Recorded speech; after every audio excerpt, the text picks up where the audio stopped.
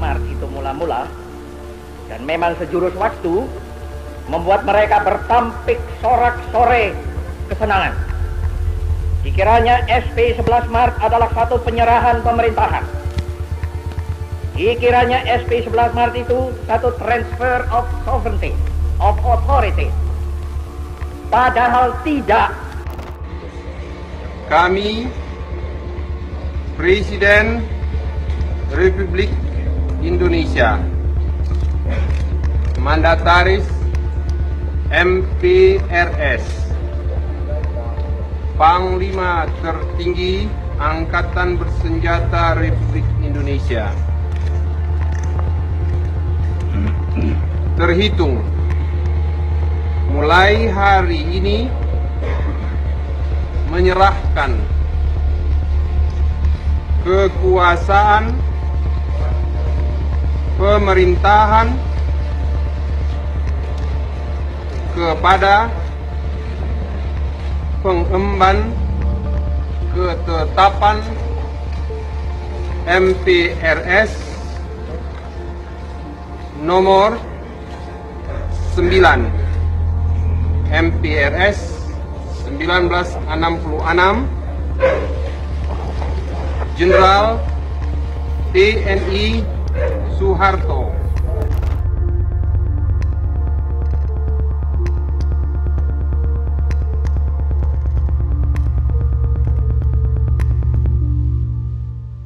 Super Semar adalah dokumen penting yang menjadi pintu masuk peralihan kekuasaan dari Soekarno ke Soeharto.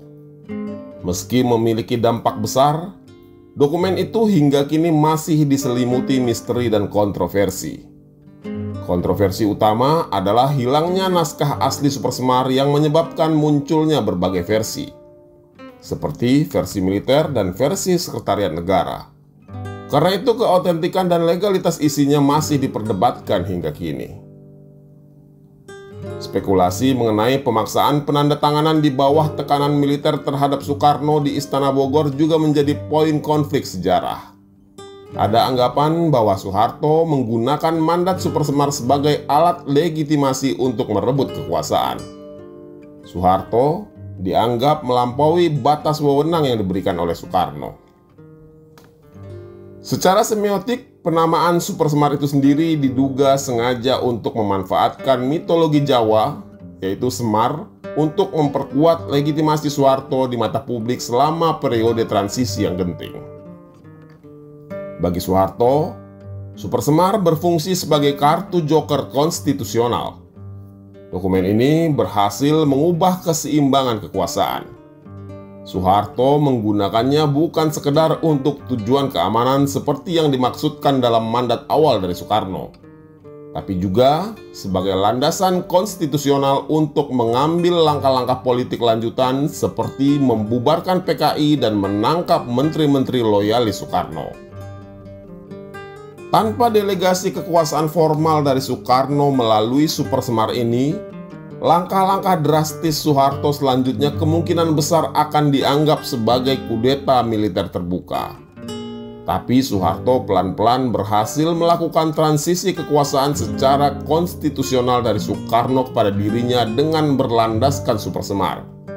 Sebagian menyebutnya sebagai kudeta merangkap.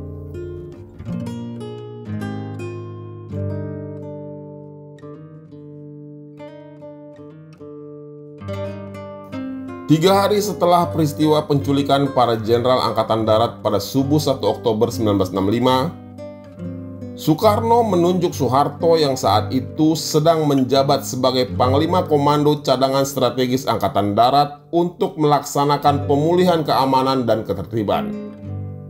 Setelah resmi ditunjuk Soekarno, Soeharto langsung membentuk Komando Pemulihan dan Ketertiban atau disingkat sebagai Kopkamtib pada 10 Oktober 1965. Salah satu langkah awal yang dilakukan Kopkamtib adalah menamai peristiwa tersebut dengan Gestapu yang merupakan singkatan dari Gerakan September 30. Istilah ini dicetuskan oleh Brigadir Jenderal R.H. Sugandi yang saat itu merupakan Kepala Penerangan Staf Angkatan Bersenjata dan juga pimpinan harian Angkatan Bersenjata. Penyebutan Gestapo sendiri nampaknya sengaja disamarkan agar mirip dengan Gestapo, unit polisi rahasia bentukan Nazi Jerman yang terkenal sangat kejam itu. Soeharto, jenderal yang ditunjuk Soekarno inilah yang nantinya diberi kepercayaan untuk mengemban Super Semar. Sebuah surat perintah yang diteken Soekarno yang pada akhirnya melucuti kekuasaannya sendiri. 6 Oktober 1965, Bung Karno menggelar sidang Kabinet Dwikora di Istana Bogor. Sebagai akibat petualangan kontrarevolusioner yang menamakan dirinya Gerakan 30 September dengan Dewan Revolusi yang mendemisionerkan Kabinet Dwikora, maka Presiden Panglima Tertinggi ABRI, pemimpin besar revolusi Bung Karno yang dilindungi oleh hikmat dan taufik hidayat Tuhan, pada tanggal 6 Oktober 1965 memanggil sidang Kabinet Dwikora di Istana Bogor. Rapat kabinet itu membahas tentang peristiwa pembunuhan 6 jenderal utama Angkatan Darat yang terjadi sepekan sebelumnya. Dalam sidang itu, PKI yang dituding sebagai dalang peristiwa tersebut diwakili oleh Nyoto dan Lukman. Sementara Aidit, sang ketua, tidak diketahui rimbanya. Nyoto menyatakan bahwa PKI tak terlibat dan peristiwa itu adalah masalah internal Angkatan Darat. Soekarno sendiri kemudian angkat bicara. Dia menyebut peristiwa penculikan para jenderal Angkatan Darat itu sebagai peruncingan biasa dalam revolusi. Soekarno menyebutnya dalam bahasa Belanda, "Een rimpeltje in the ocean," atau riak-riak kecil di tengah lautan. Pernyataan ini kemudian hari dianggap banyak pihak sebagai pernyataan yang fatal. Dalam rapat itu, ekspresi Soekarno nampak begitu tenang dan banyak senyum, seolah-olah tak terjadi apa-apa. Soekarno pada saat itu tampak santai berguyon dengan wartawan dan merokok. Di tengah situasi yang tak menentu seperti saat itu, sikap Soekarno jelas rawan disalahartikan. Terlebih, Soekarno tidak hadir dalam pemakaman para jenderal sehari sebelumnya. Ratna Sari Dewi, istri Bung Karno yang orang Jepang itu, terlihat gusar saat menonton siaran TVRI yang meliput rapat Kabinet Dwikora di Istana Bogor. Dewi gusar melihat gestur Soekarno yang nampak begitu santai. Dia lantas menulis surat untuk memperingatkan Soekarno. Willem Oltmann, seorang jurnalis sahabat Soekarno, dalam bukunya menceritakan soal surat Dewi kepada suaminya itu. Dalam buku Oltmann itu diceritakan bahwa Soekarno meminta Dewi untuk tidak salah memahami dirinya. Pada rapat kabinet itu saya tersenyum untuk menunjukkan kepada dunia bahwa saya aman dan bahwa situasi sudah saya kendalikan. Saya juga tertawa untuk memberi kepercayaan dan kekuatan kepada rakyat saya. Begitu kata Soekarno dengan percaya diri. Tapi nyatanya Soekarno salah perhitungan dan kekhawatiran Dewi memang benar-benar terjadi. Kemudian tersebar liar desas-desus bahwa presiden kemungkinan terlibat atau minimal terlebih dahulu tahu akan peristiwa G30S. Pelan-pelan, kekuasaan Soekarno mulai lucut. Lonceng kejatuhannya mulai berdentang pelan, tapi pasti.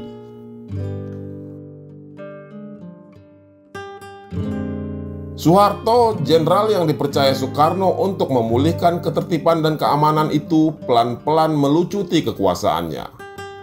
Awalnya, Soekarno hanya menjadikan Soeharto sebagai Panglima Kopkamtib.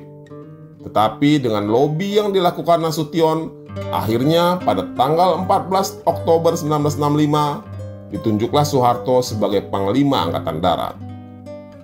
Buku The End of Soekarno, tulisan John Hughes, mencatat sebenarnya Nasution sendiri memiliki peluang emas untuk menuju puncak kekuasaan. Pada Desember 1965, ada pembicaraan tentang penunjukan diri Nasution sebagai wakil presiden untuk membantu Soekarno dalam masa ketidakpastian dan kacau balau itu. Tapi Nasution tidak memanfaatkan kesempatan ini dan memilih untuk tidak melakukan apa-apa. Soeharto langsung mengambil inisiatif pada awal 1966 dengan mengeluarkan pernyataan yang mengatakan bahwa tidak ada kebutuhan untuk mengisi kursi wakil presiden yang kosong. Gerak cepat Soeharto menguasai keamanan dan ketertiban langsung menaikkan pamornya. Soeharto diidolakan oleh mahasiswa angkatan 66. Dukungan mahasiswa mengalir kuat ke Jenderal Soeharto ketika demonstrasi besar-besaran terjadi di Jakarta. Katalisator utama bagi transisi kekuasaan dan perubahan institusional adalah demonstrasi besar-besaran yang dilakukan oleh elemen masyarakat sipil, terutama mahasiswa dan pelajar yang terorganisir dalam kesatuan aksi seperti Kesatuan Aksi Mahasiswa Indonesia dan Kesatuan Aksi Pelajar Indonesia. Organisasi-organisasi ini memprotes Presiden Soekarno yang dianggap tidak serius mengusut tuntas peristiwa G30S. Ditambah lagi dengan situasi ekonomi yang memburuk, di mana laju inflasi pada tahun 1966 mencapai angka mencengangkan, 660%. Tekanan massa ini diwujudkan dalam 3 tuntutan rakyat atau tritura yang isinya adalah 1. Pembubaran PKI beserta ormas-ormasnya. 2. Pembersihan kabinet Dwi Korah dari unsur-unsur G30S PKI. Dan 3. Penurunan harga serta perbaikan ekonomi. Protes-protes dan demonstrasi yang melibatkan puluhan ribu orang kemudian mulai tidak terkendali bahkan menjurus brutal. Kantor pusat PKI dibakar. Sentimen anti-komunis dan anti-Cina yang kian berkobar diikuti aksi membakar rumah-rumah dan penghancuran harta juga nyawa tak kenal ampun.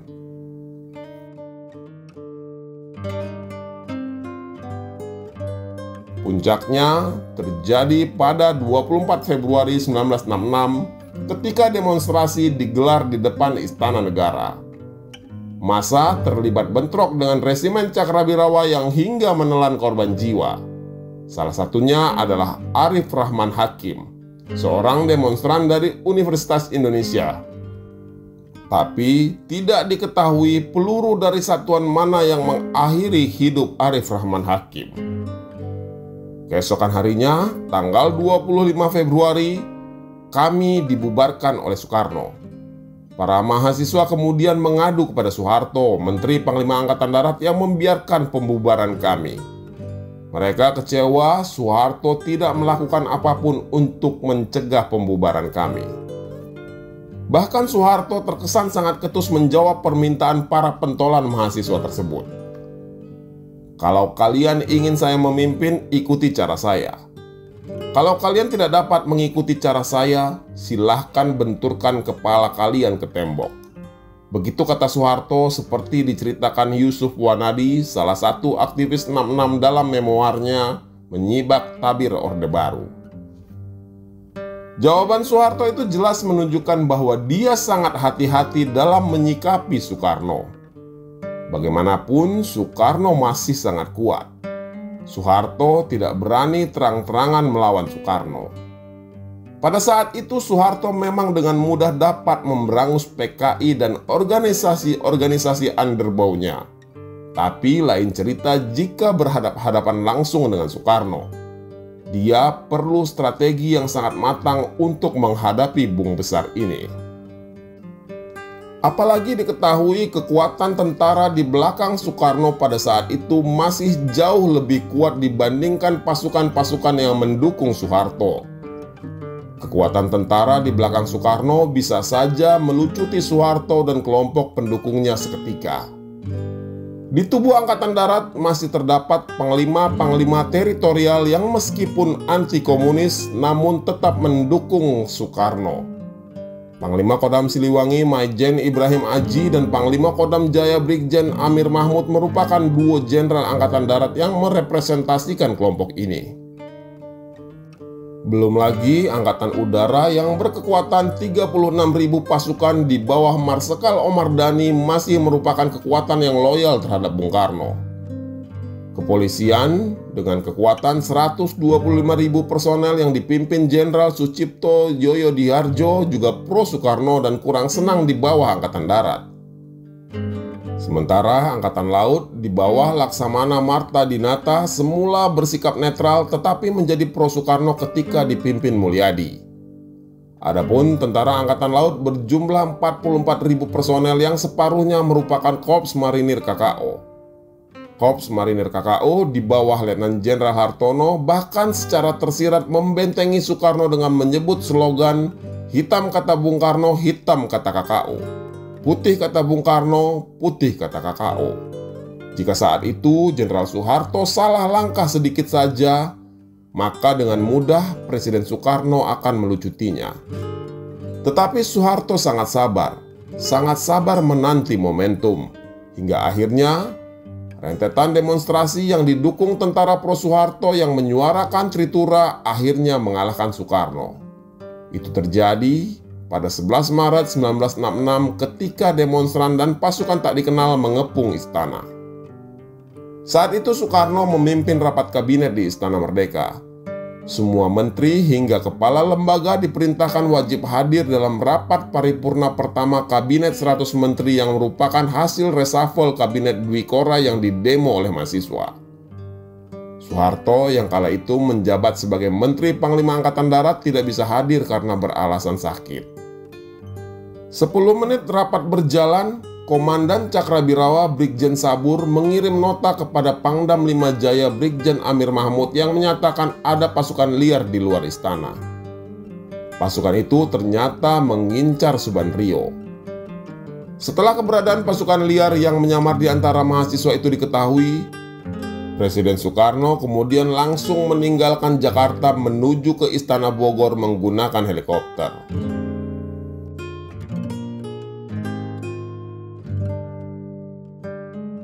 Di hari yang sama, 3 Jenderal Angkatan Darat yakni Brigjen Amir Mahmud, Brigjen M. Yusuf, dan Maijen Basuki Rahmat kemudian menghadap Soeharto di kediamannya dan menceritakan soal situasi terakhir. Soeharto pun mengatakan kepada 3 jenderal itu bahwa dirinya bersedia mengatasi keadaan jika ada surat perintah resmi. Kemudian, ketiga jenderal tersebut menyusul Soekarno ke Istana Bogor dan kemudian lahirlah surat perintah 11 Maret yang sampai saat ini masih menjadi polemik keberadaannya. Inilah gong kekalahan terbesar Soekarno. Dia menandatangani surat perintah yang secara tidak langsung adalah tanda tangan mengakhiri kekuasaannya sendiri. Keesokan harinya, 12 Maret 1966, dengan berbekal Super Semar, Soeharto langsung membubarkan PKI. Soekarno marah besar, dia lantas memanggil semua wakil Perdana Menteri ke Istana Bogor. Dia menganggap Soeharto sudah melampaui wewenang yang diberikannya. Membubarkan PKI adalah keputusan politik, dan keputusan politik ada di tangan Presiden, bukan ditentukan oleh Jenderal Soeharto. Soekarno kemudian mengeluarkan surat perintah lanjutan pada tanggal 13 Maret yang intinya mengingatkan Soeharto bahwa Super Semar adalah surat perintah yang bersifat teknis administratif, bukan suatu kewenangan politik. Soekarno kemudian mengutus Dr. J. Lemena dan Komandan KKO Letnan Jenderal Hartono untuk mengantar surat perintah itu kepada Soeharto yang kemudian ditanggapi dengan dingin oleh Soeharto. Sampaikan kepada Presiden, semua tindakan yang saya lakukan adalah atas tanggung jawab saya sendiri. Begitu kata Soeharto kepada Lemena. Hal ini kemudian diakui sendiri oleh Soeharto di kemudian hari. Jadi ini merupakan suatu hal daripada pengalaman kita dalam rangka menghadapi yang bahaya daripada komunisme itu. Setelah kita bubarkan, akhirnya semuanya bisa diselesaikan.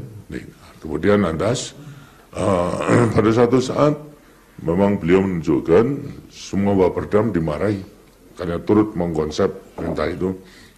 Padahal tidak ada perintah untuk membubarkan PKI, kok saya membubarkan. Kemudian lantas Pak Lemena dimarahi, kemudian lantas disuruh Panmu datang pada saya di Halim. Nanyakan, kalau memanggil saya, Mas Harto, ini apa enggak salah ini? Apa yang salah? PKI itu dibubarkan. Iya, itu memang Bung Karno sudah tahu kalau saya akan berkelahi. Terus marah sekali pada saya. Udahlah, itu saya yang tanggung jawab, saya yang membubarkan. Tak hanya membubarkan PKI, berbekal Super Semar, Soeharto kemudian melakukan penangkapan terhadap 15 menteri kabinet pada 18 Maret 1966. Soeharto memerintahkan Kolonel Sarwo Edi untuk menangkap mereka. Sementara pasukan resimen para komando Angkatan Darat ditugaskan mengepung Istana Negara. Peristiwa penangkapan 15 menteri ini menjadi pukulan telak bagi Presiden Soekarno. Chairul Saleh, Ketua MPRS, juga ikut ditangkap meski dia bukan orang PKI. Bahkan Chairul Saleh sebenarnya adalah musuh bebuyutan Aidit dan PKI. Chairul Saleh adalah kader Partai Murba yang didirikan Tan Malaka, sosok yang sangat dibenci oleh PKI-nya Aidit dan Musso. Karena Chairul Saleh ditangkap, MPRS praktis kehilangan ketuanya, dan ada kebutuhan untuk mengisi posisi yang kosong tersebut. Nasution adalah pilihan yang sangat populer pada saat itu. Semua fraksi di MPRS menominasikan dia untuk posisi ketua MPRS. Namun, Nasution menunggu sampai Soeharto menyatakan dukungan untuk pencalonannya sebagai ketua MPRS. Soeharto saat itu memang sangat kuat. Dan akhirnya Nasution menjabat posisi ketua perwakilan rakyat tertinggi itu. Sidang umum MPRS kemudian mulai digelar. Sidang majelis ini menetapkan Super Semar sebagai TAP MPRS sehingga tidak memungkinkan lagi bagi Soekarno untuk menariknya kembali. 2 hari setelah penangkapan para menteri Soekarno, tepatnya pada tanggal 20 Maret 1966, istri Bung Karno, Ratna Sari Dewi, bertemu dan bermain golf dengan Jenderal Soeharto di lapangan golf Rawamangun. Dewi berupaya untuk melakukan rekonsiliasi antara Soekarno dengan Angkatan Darat. Dewi Soekarno percaya Super Semar yang diemban Soeharto dapat mengatasi keadaan. Bahkan disebut-sebut dia sangat gembira dengan pelarangan PKI dan penahanan Subandrio yang dianggapnya selalu mempengaruhi Soekarno. Tapi Dewi belum menyadari dampak serius surat perintah 11 Maret itu terhadap suaminya. Saat bermain golf itu, Soeharto memberikan 3 opsi kepada Dewi sehubungan dengan nasib suaminya. Pertama, pergi ke luar negeri untuk beristirahat. Kedua, tetap tinggal sebagai presiden namun tidak memiliki otoritas alias hanya sebutan saja. Dan yang ketiga, mengundurkan diri secara total. Soeharto kemudian mengusulkan Dewi memilih opsi pertama dan menyarankan Jepang atau Mekah sebagai tempat peristirahatan. Setelah mendengar 3 opsi saran Soeharto itu, Dewi kemudian sadar bahwa dia dan suaminya telah kalah.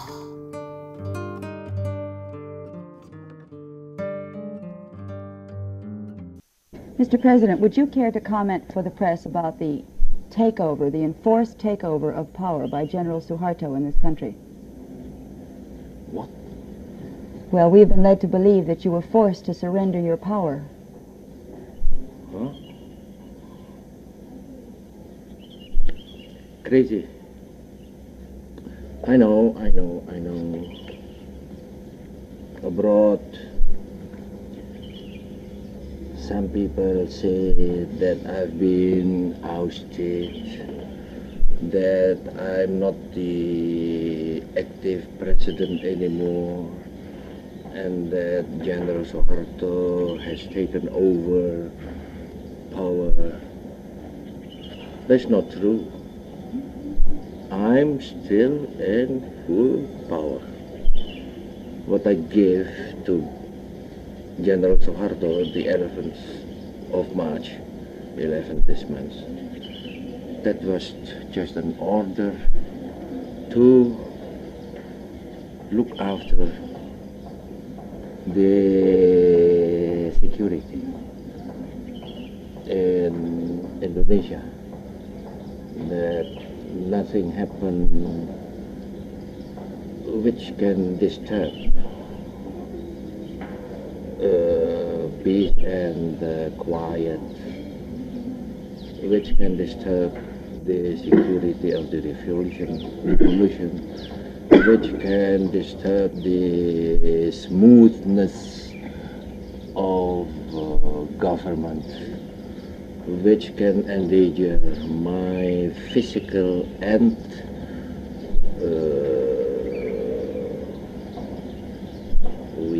Wibawa, what is the... Mental? No, Wibawa is the authority of the president. Then yesterday, Suharto himself made this statement.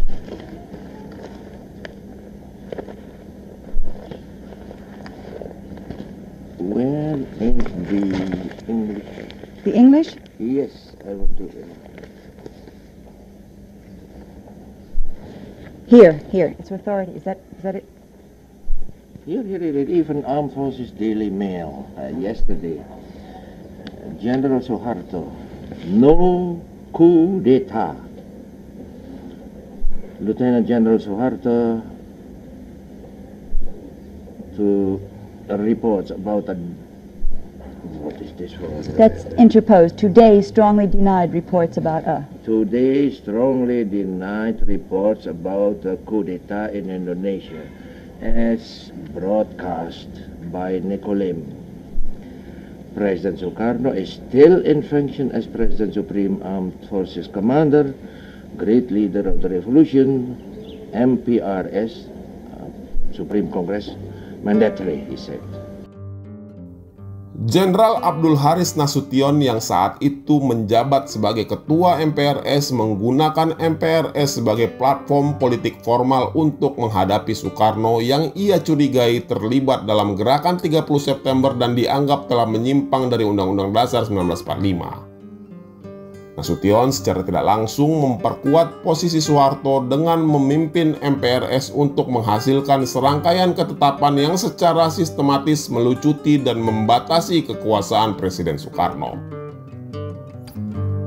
Dalam sidang umum keempat, MPRS mengeluarkan sejumlah ketetapan yang merupakan strategi bertahap untuk mengosongkan kekuasaan Sukarno dan melegitimasi kekuasaan Suharto. Guna memperkuat legitimasi Super Semar, MPRS mengeluarkan TAP MPRS nomor 9 Romawi _MPRS _1966. Ketetapan ini mengesahkan dan mengukuhkan Super Semar sebagai sebuah ketetapan MPRS sekaligus memberikan legitimasi hukum tertinggi kepada Jenderal Suharto sebagai pengemban mandat Super Semar. Surat Perintah Sukarno dijadikan ketetapan MPR untuk mengantisipasi legitimasi itu ditarik kembali oleh Sukarno. MPRS juga mengeluarkan TAP MPRS nomor 13 Romawi _MPRS _1966 yang isinya memerintahkan pembentukan Kabinet Ampera untuk menciptakan stabilitas politik dan ekonomi. MPRS menugaskan Jenderal Suharto untuk membentuk kabinet ini yang efektif bekerja pada 25 Juli 1966. Suharto kemudian menjadi Ketua Presidium Kabinet Ampera. Soekarno tidak dicopot, dia masih tetap menduduki jabatan presiden, tapi kekuasaan eksekutif berada di tangan Suharto. Selain menetapkan pembubaran PKI, MPRS juga menanggalkan gelar dan wewenang Presiden Soekarno, termasuk menghapus gelar presiden seumur hidup yang disandangnya. Proses ini dianggap sebagai strategi crawling coup atau kudeta merangkak secara konstitusional. Kekuasaan Soekarno dilucuti secara berlapis dan MPRS berfungsi sebagai lembaga legitimasi yang menyalurkan kekuasaan penuh ke tangan Soeharto tanpa melanggar Undang-Undang Dasar 1945. Sejak saat itu, separuh kekuasaan meskipun Soekarno tetap presiden sudah berada di tangan Jenderal Soeharto.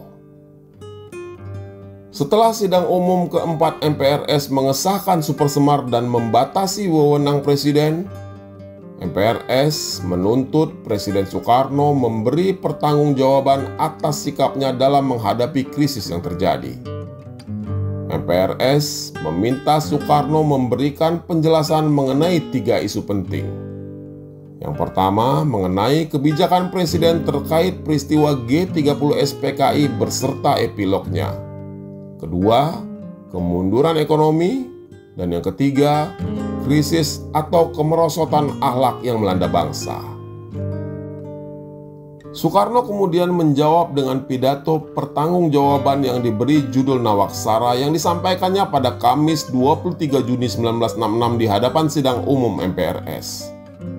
Soekarno memilih nama Nawaksara dari bahasa Sanskerta yang artinya nawa 9 dan aksara adalah huruf.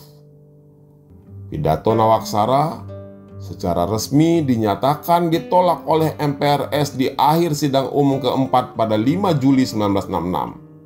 Alasan utama penolakan adalah karena Soekarno dianggap tidak memenuhi tuntutan MPRS, terutama karena ia gagal atau menolak untuk menyinggung secara khusus dan jelas mengenai peristiwa G30 SPKI.